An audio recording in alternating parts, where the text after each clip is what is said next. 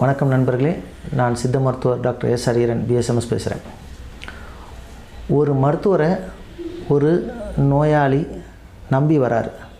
So நம்பி வர நோயாளியை நாம் காப்பாற்றுறது மட்டும் இல்லாமல் அவங்கள நம்பிக்கையை காப்பாற்றுறதும் ஒரு மருத்துவருடைய கடமை.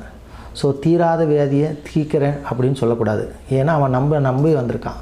ஸோ சித்த மருத்துவத்தில் 4448 வியாதிகள் இருந்தாலும் அதிலும் சில நோய்கள் தீராது அப்படின்னு சொல்லியிருக்காங்க.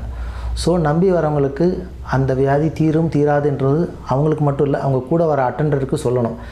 ஒரு நோய் தீராத வியாதி, இப்போ ஒரு பேஷண்ட் வந்து கிட்னி ஃபெயிலியர் லாஸ்ட் கண்டிஷனில் வராங்க இல்லை நான் சொல்லி அவங்களுடைய நேரத்தையும் அவங்களுடைய பணத்தையும் அவங்களுடைய நம்பிக்கையும் ஏமாற்றக்கூடாது. அதுதான் ஒரு மருத்துவருடைய மெயின் கடமை. நோய் கணிக்கிறது மட்டும் இல்லாமல் நோயாளியை காப்பாற்றணும், தீராத வியாதியை தீருன்னு சொல்லி ஏமாற்றக்கூடாது.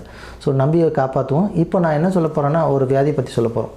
ஸ்ட்ரோக் அப்படின்னு கேள்விப்பட்டிருக்கோம். ஸ்ட்ரோக் வந்து பார்த்திங்கன்னா அதிலே 2 வகை இருக்குது. ஹெமரேஜிக் ஸ்ட்ரோக்கு, இஸ்கீமிக் ஸ்ட்ரோக், அதாவது அடைப்புனால் வரக்கூடிய ஸ்ட்ரோக்கும் மற்றும் இரத்த கசிவினால் ஏற்படக்கூடிய ஸ்ட்ரோக். இந்த 2 ஸ்ட்ரோக்கையும் தெரிஞ்சு தான் அதுக்கு நாம் வைத்தியம் பார்க்கணும்.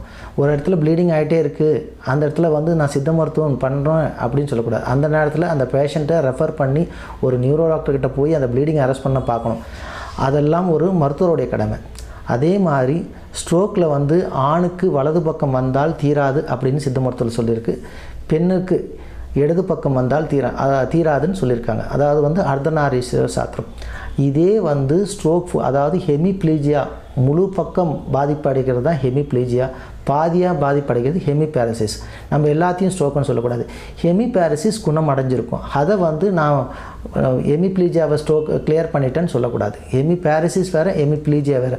பாதி பேர் ஹெமிபேரசிஸாக இருந்திருப்பாங்க, அதுக்கு வைத்தியம் எடுத்து குணமாகிருப்பாங்க. அதை வந்து நம்ம ஹெமிப்ளீஜியாவை க்யூர் பண்ணணும்னு சொல்லக்கூடாது. ஹெமிப்ளீஜியாவா ஹெமிபேரசிஸான்னு ஃபஸ்ட்டு தெரிஞ்சுட்டு அப்புறமா தான் வைத்தியம் பார்க்கணும். அதே மாதிரி 2 வருஷம் மேலே ஆகிடுச்சு அப்படின்னு போய் ஒரு நியூரோ டாக்டர்கிட்டே போனால் கூட நியூரோ டாக்டர்ஸ் அது வந்து முடியாதுன்னு சொல்லுவாங்க. ஏன்னா ப்ரோபியோசெப்டார்ஸ் சில காலங்கள் வழியே தான் அது வந்து ஒரு சிக்னல் கொடுக்கக்கூடியது. சில காலம் வழியே தான் ஆக்டிவாக இருக்கும், அதுக்கு மேலே ஆக்டிவாக இருக்காது. ஸோ எல்லா இதற்கும் ஒரு வரன்முறை இருக்குது. வரன்முறையை தெரிஞ்சு நோயாளியை காப்பாற்றுவோம், நம்பி வரும் மக்களை காப்பாற்றுவோம். நன்றி, வணக்கம்.